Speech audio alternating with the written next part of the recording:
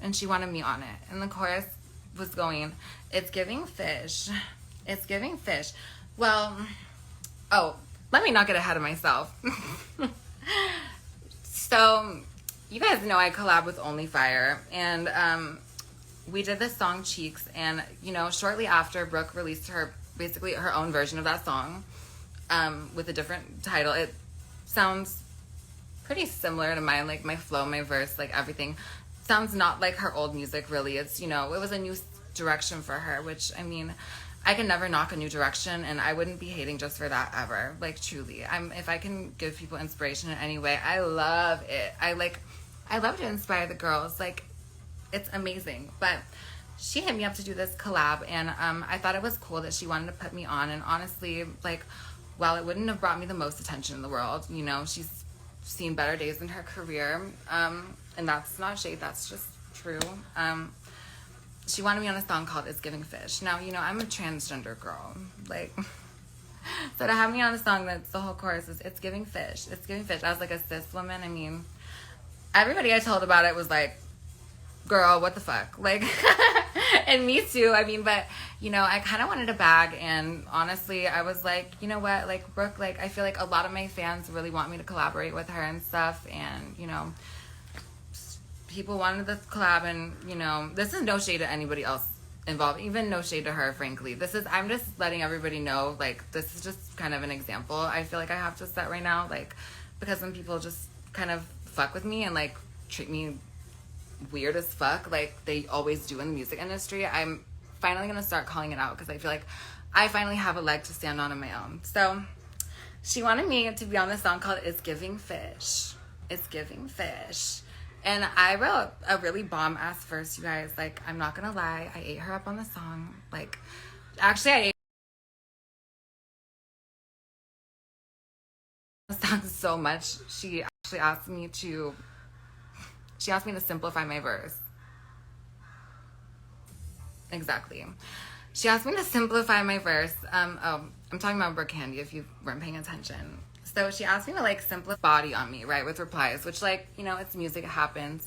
But I went to the studio, I recorded the verse, the whole 9 yards, like I was already in the studio, so it was really no big deal. But it was kind of a thing. Thank you, Spencer. Spencer heard the verse. Spencer knows the verse 8. You're like, I'm not gonna lie, I chewed up a bit, but she totally ghosted me. Well, first of all, she said, I'm gonna have to send this to my producer and see what he thinks. Like, she started being kind of murky about the whole thing, and I was like, okay, like, whatever. Like, I was confident in my verse, so I didn't really feel any way, but she ghosted me on it, and I was like, oh, okay, cool. Well, it's not the worst thing that's ever happened. It's not the first time that's ever happened.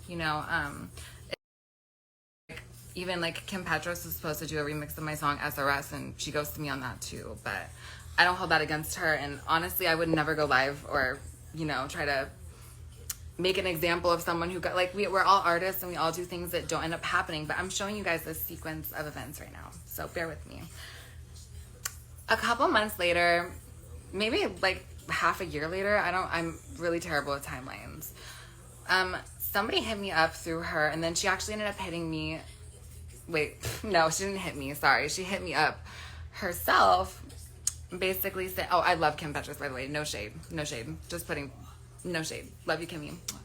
But she kind of came crawling back a little bit, and she was doing this song called Fuck Me Up Against the Wall, and she wanted to have a bunch of people remixing the song, right? And she asked me, and she asked Spencer, to both do remixes, and at the time it wasn't really publicly known, but we're both being produced by Aisha. So basically, she wanted us to like do a remix together, so we were gonna both hop on it together. We told her rate, or we told her our rate, and she was not down to pay our rate. She wasn't down to pay our rate at all, or actually any rate. She and this is through her management and whatever, and I know she's claims to be so independent and everything, but like, I'm like really independent. I don't even have a manager, so it's like, and I will even give like, pay people for verses if I wanted to do that route, like now that I have money to, or give them a good royalty split.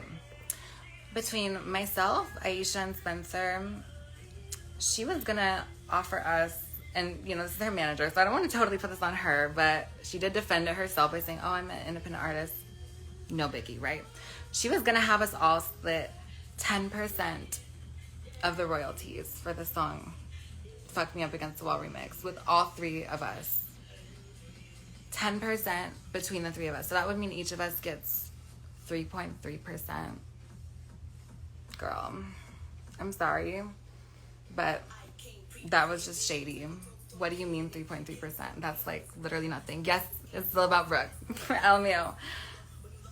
So, you know, I'm used to people lowballing me and stuff, but it just, things got kind of weirder. And I noticed her tweeting around this time. She was making a lot of tweets being like, why don't I have any friends in the industry? Oh my God, I've ruined every friendship that I ever have. Like, you guys can go look. It's probably still up on her Twitter unless she deletes it. Like, she deleted her flop music video. But, who knows? But it was just kind of weird because, yeah, offered us all 3% and no fee. She was going to pay us nothing. So basically, I think in total, we would have probably made like a couple dollars off the song. Like, and we pull streams, you know, we're not like some random TikTok artist. Like, even her manager in the email said something like, oh, yeah, we love our subculture girlies. And like, you know, I've been booked as subculture. It's a party in LA. It's like, no big deal. But it's like, I'm an established artist. You know, that kid is an established artist and Aisha is an established artist as well. We all pull our streams and have our own worth and weight and everything. Yeah, Juicy Fruit was the... I don't know about the best video she ever made, but she definitely did delete it. So, I don't know. When I flop, I usually just keep it up because I'm an artist. And, you know, it's fucking art. If everyone gets along with it, if everybody loves it, hates it, maybe it gotta grow on y'all, you know? It's like Young Miami said. But, yeah, basically, I don't know. I'm kind of losing my train of thought right now. Oh my God. Can y'all remember what I was talking about? Oh, yeah, so... just gonna pay us practically nothing on the remix, which, like, whatever. You know, we weren't really down to do that, you know? Like, we don't really take deals like that. And she unfollowed me and Spencer. I guess because we didn't want to do her remix. For free, basically. And it's just so interesting because it's like you kind of bite off me a little bit and like then you don't want to pay me and then you unfollow me when I don't want to like serve you a purpose. Like, that's what I was talking about in the beginning. Like, you make your whole thing, oh, FAG mob this, oh, LGBT that. I'm pretty sure you're married to a man, or like a literal man. Like, I don't get to have a day off of like being like, you know, a doll and like in the community and everything, but I'm glad you can make that your whole thing. And it's just like really funny. I even say F word mob on the unreleased remix that you'll never hear because that song is not even good. But LMAO, yeah, we ended up not going through with it and she unfollowed, which, I mean, that's just shady behavior. Now, the icing on the cake, you guys, this is the icing on the fucking cake. The people that she did choose to produce her remixes, she chose 3 producers. Tell me why it's 3 producers that have all produced music for me. And you know what? I'm sure she would have got all the producers who produced for me if she could, but I wouldn't give her Aisha's number. LMAO. I just like don't understand like the point of trying to kind of chase my coattail, kind of like, you know, act like you're so about everything. And like, I don't want an apology. I don't want anything. I'm just like setting this out here, like to all the other like artists out here. Like, I want to collab. I want to work on music. I'm always down. We don't have to put it out, but if you're going to be weird to me, if you're going to be shady to me, if you're going to lowball me, if you're going to disrespect me and my friends by like having, well, I guess it wasn't technically her, but her management just kind of dwindled us down to like subculture girlies. Like, we're full on like fucking artists. Like, you guys don't need to stop like not taking me serious just because I'm like a doll and I make music that sometimes isn't like, sorry, it's not like I'm a tranny. LMAO. But yeah, she wasn't trying to pay us for that shit, and it's just kind of interesting, like, subculture girlies. And you know what? I'm really glad that we didn't waste our time anyway, because if she's the kind of person who deletes something when it flops, not that our remix would flop, like, let's be real, we all pull numbers. But, like, if it was to flop, like, and she would delete it, like, what? That's just, like, pussy behavior. But, yeah. This is just a PSA. If you want to, like, work with me and everything, like, just don't try to copy everything I do. Like, don't try to copy, like, so much. Like, I'm sorry, it's just not even you. Like, I know you had to switch your little aesthetic because it didn't really age into 2023. But if you would just not disrespect me like that and my friends, I would just really fucking appreciate that. And that goes out to everybody.